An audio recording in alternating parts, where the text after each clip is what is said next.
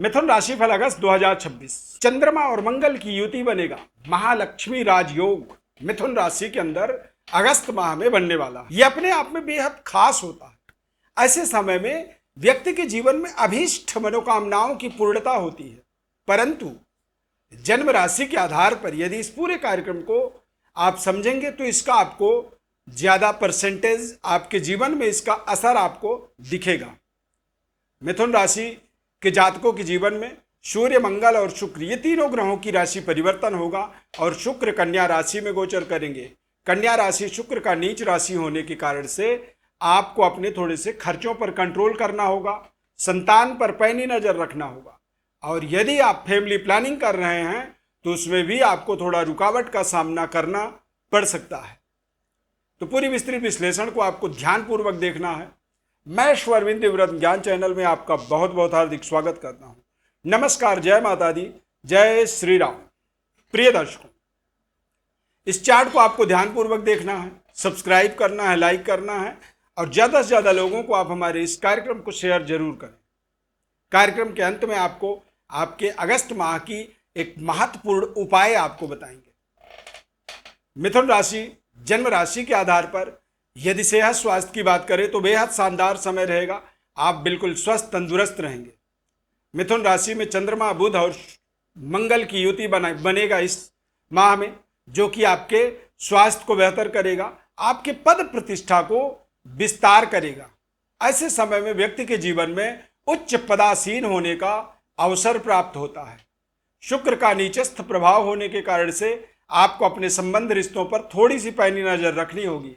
इस माह में आपके रिलेशन संबंध में थोड़ी सी कड़वाहट हो सकती है, थोड़ी सी तू मैं आपको परेशान कर सकता है। इसीलिए आप बेहद शानदार तरीके से अपनी योजनाओं को पूरी तरह से समझें और समझने के बाद उसको अपने जीवन में इस्तेमाल करना है।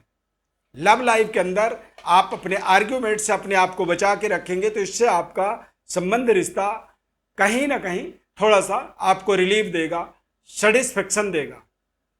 किसी नए जॉब की अपॉर्चुनिटी के लिए आप कोई नए इंटरव्यू, नई आप किसी भी एक्सपेरिमेंट को, प्रयोग को अपने जीवन में करना चाहते हैं तो वहां पर भी आपको बहुत ही सावधानी पूर्वक करनी होगी।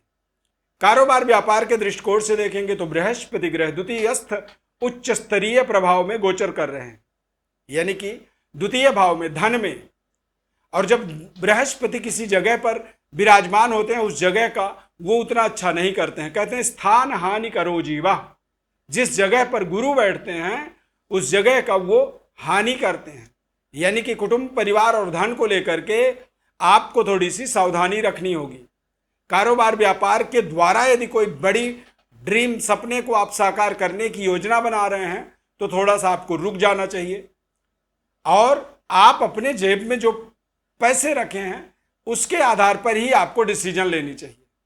कई बार ऐसे समय में व्यक्ति बड़ी योजनाओं को कल्पना करता है और उसको मैटेरियलाइज करने के लिए, उसको अपने जीवन में अमल में लाने के लिए कई बार वो बड़े बड़े रिस्क लेता है, कर्ज लेता है।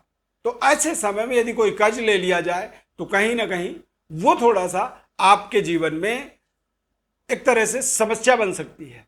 पारिवारिक जीवन को भी बेहतर बनाए रखने के लिए सामंजस्य, आपसी तालमेल को बेहतर बनाए रखना ये आपका बहुत बड़ा जिम्मेदारी रहेगा। इस समय में यदि कुछ आप अच्छा कर पाएंगे, बहुत अच्छा आपका परफॉर्म हो सकता है, तो निश्चित रूप से आप देखेंगे कि आपके जीवन साथी के भाग्य का आपको साथ मिल रहा है। पारिवारिक जीवन को बेहतर बनाए रखने के लिए आपको परिवार के साथ सामंजस्य, अपने तालमेल को लगातार बेहतर बनाए रखना ये आपका परम कर्तव्य, जिम्मेदारी इस समय में रहेगी। कई बार उच्च राशि में जब कोई ग्रह गोचर करता है तो निश्चित रूप से हमारे जीवन में बड़े बड़े ख्वाब आने लगते हैं, हम बड़े बड़ी चीजों के बारे में सपने देखते हैं। तो यहां पर यदि बड़ी सपनों को आप साकार करने की योजना पर काम करेंगे तो वो कहीं ना कहीं आपके जीवन में कुछ ना कुछ उसके नकारात्मक इम्पैक्ट हो सकते हैं। इसीलिए आप जो चल रहा है उस पर आप भरोसा करें और उसी को चलने दें। कुछ बड़ा एक्सपेरिमेंट करने से इस समय में आपको बचना चाहिए। महालक्ष्मी राजयोग बना हुआ है तो महालक्ष्मी राजयोग अपने आप वो आपके जीवन में कुछ ऐसे संयोग बनाता है, जो चीज आपके पास आ रही है, जो आपको मिल रहा है, उस पर आपको भरोसा रखना है और जो नहीं मिल रहा है या जो नहीं मिल सकता उसके बारे में आपको कल्पना नहीं करना है। शनिदेव करियर में आपके गोचर कर रहे हैं दशम भाव में भाग्य के स्वामी होकर के, तो इस समय आपके भाग्य का एक प्रभाव आपके जीवन में लगातार सकारात्मक बना हुआ है और ये प्रभाव आपके जीवन में आपके लिए, आपके करियर के लिए, आपके भाग्य के लिए लगातार आपको एक सकारात्मक कनेक्टिविटी यानी कि अच्छे सकारात्मक लोगों से जोड़ने में ये आपको सहयोग करेगा।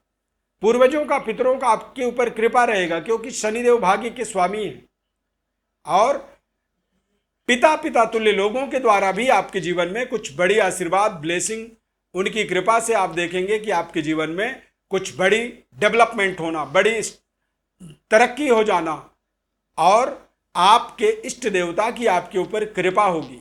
देश विदेश में यदि आप रह रहे हैं तो निश्चित रूप से इस समय में आपको थोड़े से अपने मनोबल को, बढ़ती हुई मनोबल को थोड़ा कंट्रोल रखना है क्योंकि शुक्र ग्रह नीच के होंगे और जब शुक्र ग्रह नीच के होते हैं तो ऐसे समय में अचानक दिमाग में कुछ ऐसे बातचीत चलने लगती है जो दिमाग को कहीं ना कहीं अति ओवर कॉन्फिडेंट बनाता है, अति आत्मविश्वास से लवरेज कर देता है।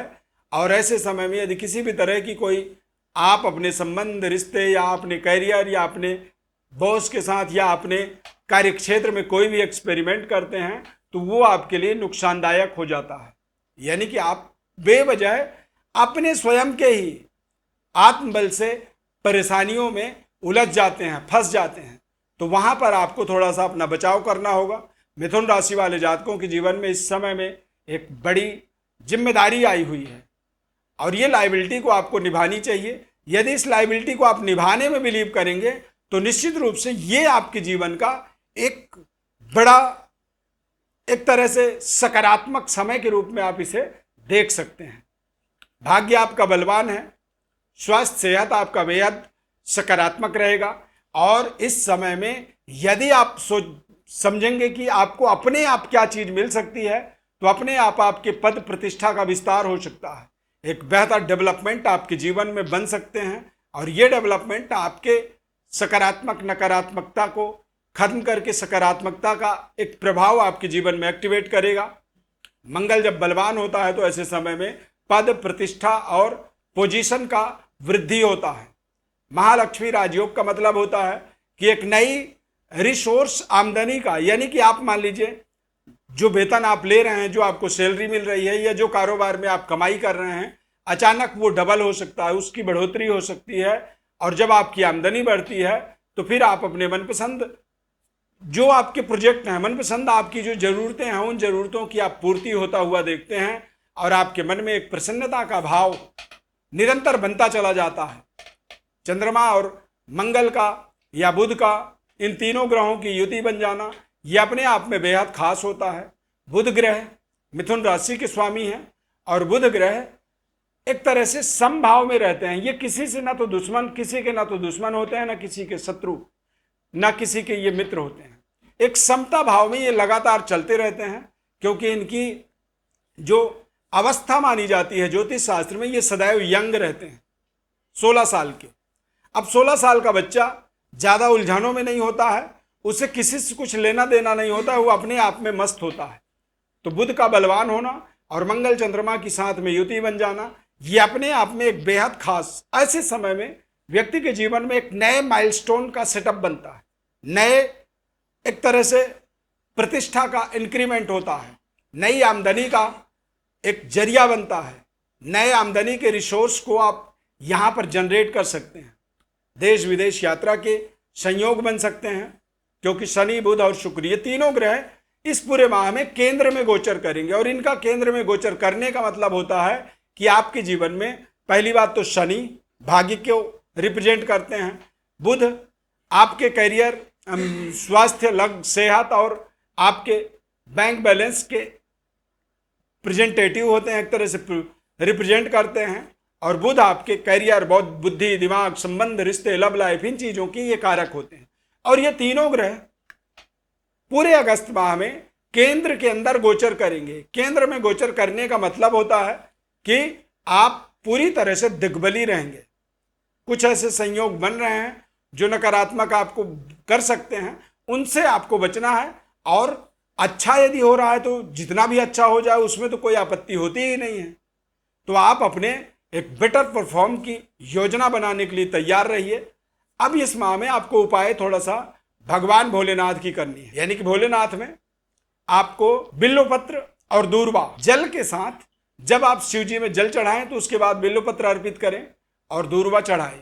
ओम नमः शिवाय, इस मंत्र का आपको जप करना है। ये पंचाक्षरी महामंत्र माना जाता है।